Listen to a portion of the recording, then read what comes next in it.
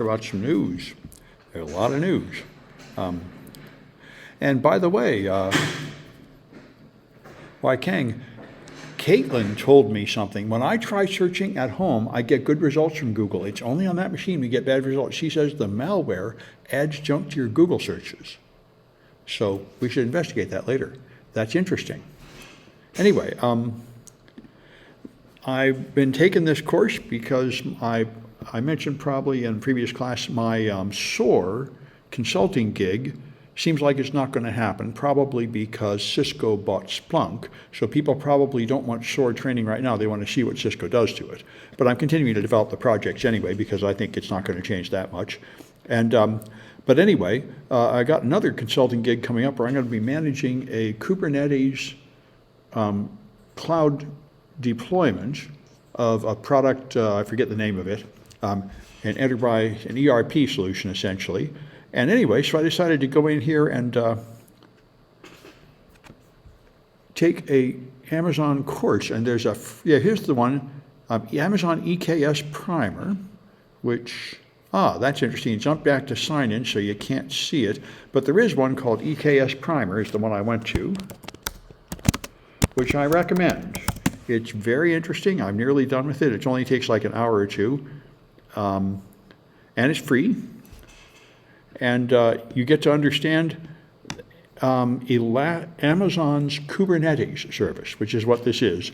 And this explains how, Kubernetes is the way of deploying many containers, and it's the way of deploying a whole cluster of containers, and this is what everybody uses. You have nodes, each of which host many containers, and you have monitoring systems that monitor the containers and automatically expand them as needed to meet the load. So it's done with a whole bunch of Amazon services, a whole bunch of different virtual networks, and a lot of Amazon products. And it's really quite interesting. I know this is what they're using. This is what most people are using. So it's a very good thing. And when I'm done, I'm going to see if there's a badge or something. And if there is, I'll probably add it to the SOAR project as something you could do for extra credit there, because it's good to learn this stuff. This is what people are really using, and it is extremely complicated. There are a couple of dozen new concepts and terms to learn for all the Amazon services that do this, and I'll put up some pictures of it later. When I finish it, I'm going to go back through and get some snapshots of it to tell people more about it, but I mention it here, and you can get there from this one useful free course. You do have to log in as an Amazon account to get to it, though. Anyway, it's free, though. So I was surprised by this. A lot of people were surprised by this. The Alabama, the Supreme Court, for about the last 10 years, has been determined to end America's voting rights. They pretty much gutted the Voting Rights Act, which is what made America into actually a very strong democracy from 1965 until 2013. That was our peak of democracy. Just like Athens was a democracy for a total of 30 years, we were democracy for about 50 years. We weren't much before then because a lot of people couldn't vote, and we haven't been much since 2013 because a lot of people can't vote. And Alabama, in particular, for some reason, there are some aspects of the Voting Rights Act still left that the Supreme Court has not chosen to destroy, and they actually told Alabama they can't do what they're doing. Alabama gerrymandered their state so badly that even though they have 1/4 black people, they only get 1 seat out of 7 on their House or Senate because they've diluted the black people into districts so that they're minority, which you can do. You can redraw the boundaries so a group of people effectively doesn't get to vote.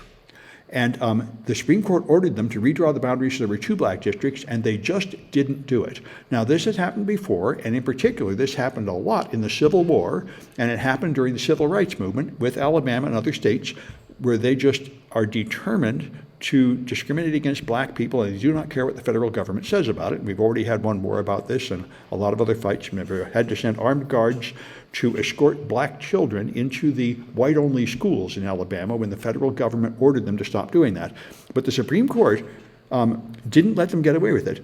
So apparently, even this Supreme Court that has a 6-3 Republican majority and is in general hostile to civil rights, they probably don't like being ignored, their authority being ignored. So anyway, that's interesting. They've now been ordered to comply. This is actually a strange weakness of the American government system. The Supreme Court does not have any ability to enforce their rules.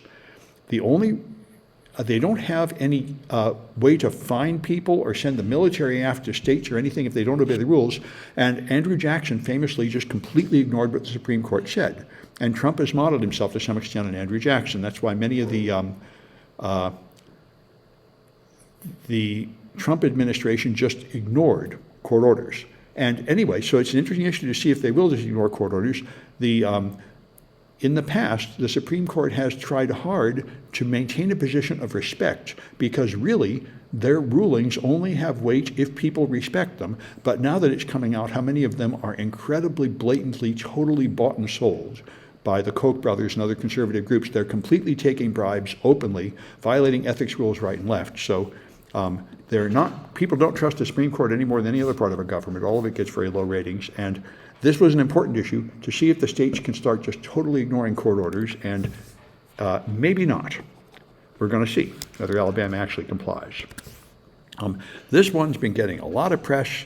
WebP is the new image format. I've seen it. If you save images from web pages, you probably noticed what I have. It's hard to save images from web pages now. They're all in this weird WebP format. And the WebP renderer has a heap buffer overflow in it.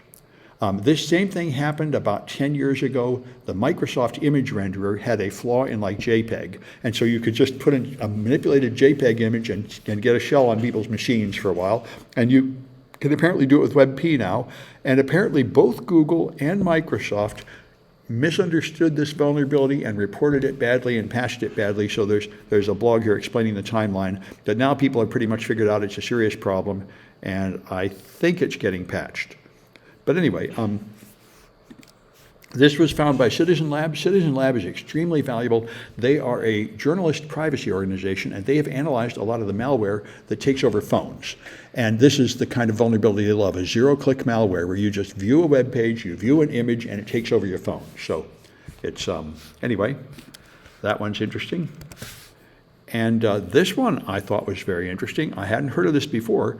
So this Kettering firm in the UK got hit with ransomware, and it destroyed the company, and I think they're going bankrupt. They say they're entering administration. I think that is the UK for going bankrupt. They're shutting down, the jobs are gone. They can't recover from the cyber attack. So I haven't heard of a ransomware attack killing a business dead like this before. Maybe it has, but it caught my attention for that reason. So the DHS has, I didn't know this, you have to now report cyber incidents, right? There's been rules saying you must report them within a certain amount of time in America. I think it's either in the US or UK, you got to report it within like 3 days. And so there are 52 cyber incident reporting requirements. So CISA has made some kind of universal form you can fill out to try to meet all these requirements. This is the kind of administrative stuff that can be pretty bad for people trying to comply to it with it. Let me see what's going on in the chat here. Supreme Court's conservative all picked by presidents. Yes, of course. Yeah. All right. All right.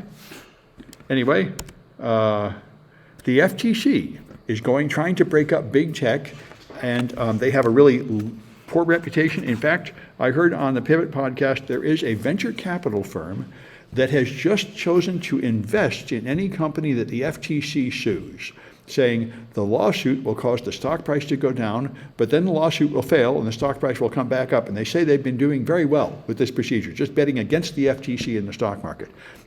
We really need the FTC to break up monopolies, but they're not doing a good job, and I don't think they're going to win on this one either. They're suing Amazon, but the grounds for it sound pretty bogus and weak. I don't think they're going to succeed. They haven't had much luck yet going against big tech.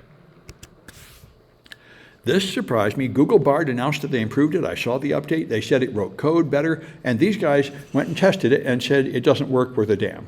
The new features apparently don't work at all. I haven't tested these. I know I've read an article where Bard can now read your Gmail, and they say if you use it, it will just hallucinate and tell you about emails that aren't there. So they haven't fixed that problem. And what he's done now is try it many ways, integrating with Google Apps.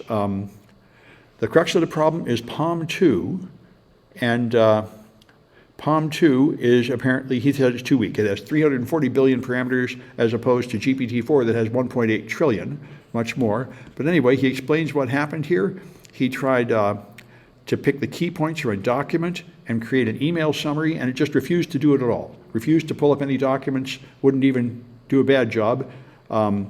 Asked it to find the best deals on flights from San Francisco to Los Angeles. This is a very reasonable thing, and it didn't do it. It just told him to go to Google Flights and gave him instructions how to do it, which is the whole point. That you could have got that from Google. This is the whole point of an AI. It should have done it for you, but it doesn't. And he has other things here. It just seems like it's not really accomplishing its goal at all right now. Anyway, that's enough of the news, I guess.